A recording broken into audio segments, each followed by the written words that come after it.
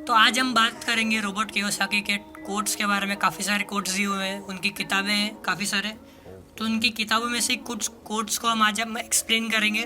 अमीर आदमी की कैसी सोच होती है और एक गरीब आदमी की कैसे सोच होती है, तो उसके बारे में भी काफ़ी कुछ सीखने मिलेगा। तो यहाँ पे जो अमीर रिच और पुअर की बात हो रही है, वो रिच और पुअर माइंडसेट की बात हो रही है, सोच की बात हो रही है। तो सबसे पहला कोट है, there is a difference between being broke and being poor. Broke is temporary and poor is eternal.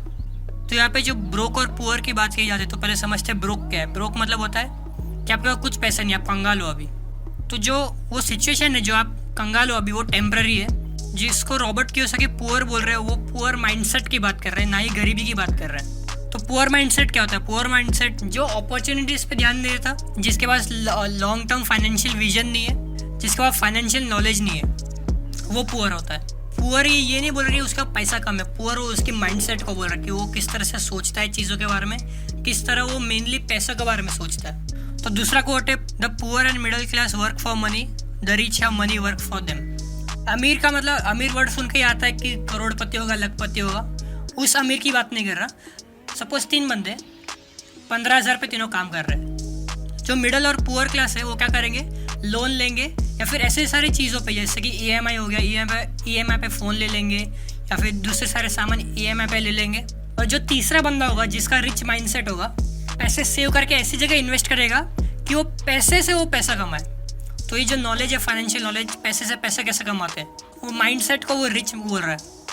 भले ही तीनों 15,000 की नौकरी कर रहे हैं, लेकिन जो 2 बंदे हैं, जो रिच और पुअर और मिडिल क्लास है, वो क्या कर रहे हैं, पैसे को सही से यूटिलाइज़ नहीं कर पा रहे, पैसे को पूरी तरह से यूटिलाइज़ नहीं कर पा रहे। वो 15,000 जो आ रहा है, लेकिन जो रिच बंदा है, जो 15,000 कमा रहा है, उस 15,000 में भी ऐसे वो डिसीजंस ले रहा है, फाइनेंशियल डिसीजंस, जिसकी वजह से अगर वो 500 रुपये भी इन्वेस्ट करता है, तो 500 रुपये भी उसको 600-700 रुपया बन के उसको वापस मिलेगा। तो ये है सेकंड कोट का मीनिंग, कि rich have money work from them, वो पैसे से पैसा कमा रहा है।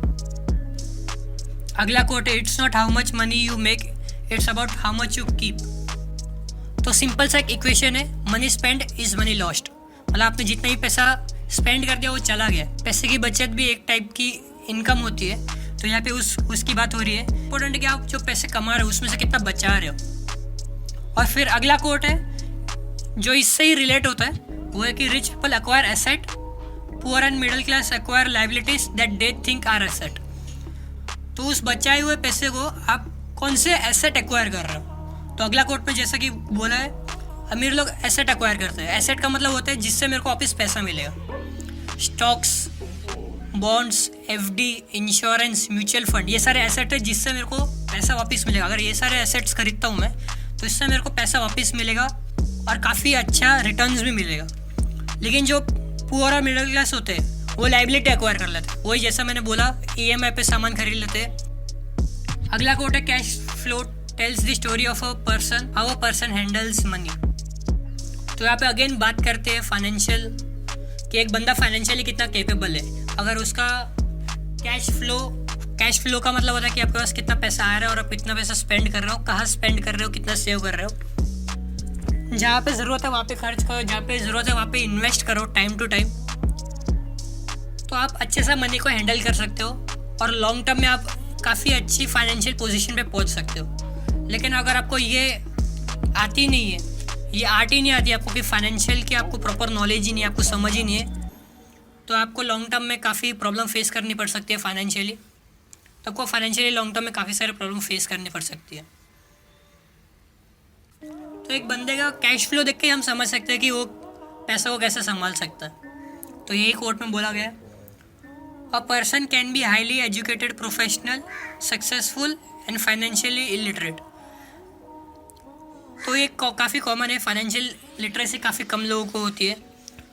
आज के टाइम में भी अगर हम बात करें आसपास में देखें, तो ज़्यादातर लोग अपना पैसा सेविंग अकाउंट में रखना पसंद कर रही है, रेदर देन जो सेफर इन्वेस्टमेंट ऑप्शन है, जैसे कि म्यूचुअल फंड हो गया, बॉन्ड्स हो गया, गवर्नमेंट बॉन्ड, कॉर्पोरेट बॉन्ड। काफ़ी कम लोग करते हैं क्योंकि उनको फाइनेंशियल नॉलेज नहीं है उतनी।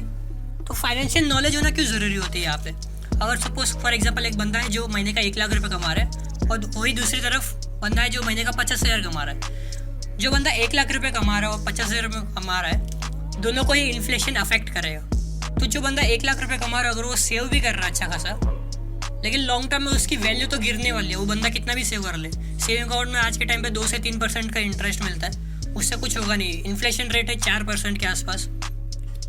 और वही जो 50,000 कमा रहा है, अगर वो स्मार्टली इन्वेस्ट करे, म्यूचुअल फंड, बॉन्ड, ये सारे इन्वेस्टमेंट ऑप्शन है काफ़ी सारे, तो वो इन्फ्लेशन से भी बच गया और ऊपर से उसने अपने लिए एक एक्स्ट्रा सोर्स ऑफ इनकम भी जनरेट कर दी। उसने पैसे से पैसे भी कमा लिया। The rich focus on their asset column while everyone focus on their income statement. तो ये जो लास्ट कोट है वहाँ पर रॉबर्ट कियोसाकी बोल रहे हैं कि जिसका अमीर माइंडसेट है उसका फोकस पूरा का पूरा एसेट कॉलम के ऊपर होगा। एसेट उसको बोलते हैं जहाँ से अगर आप पैसे डाल रहे हो तो वहाँ से अच्छा सा रिटर्न मिले, और बाकी सबका फोकस होता है कि वो कितना पैसे कमा रहा है। जैसे कि मैंने पिछला एग्जांपल लिया था कि एक बंदा 1 लाख कमा रहा है, 1,50,000 कमा रहा है, उसका ये फोकस है कि जो मैं सेविंग कर रहा हूँ 50,000 में से, जो मेरी सेविंग है 50,000 की, उसको कैसे मैं मैक्सिमम यूटिलाइज करूँ, कहाँ इन्वेस्ट कर सकता हूँ जहाँ से मेरे को काफ़ी अच्छे रिटर्न मिल सके।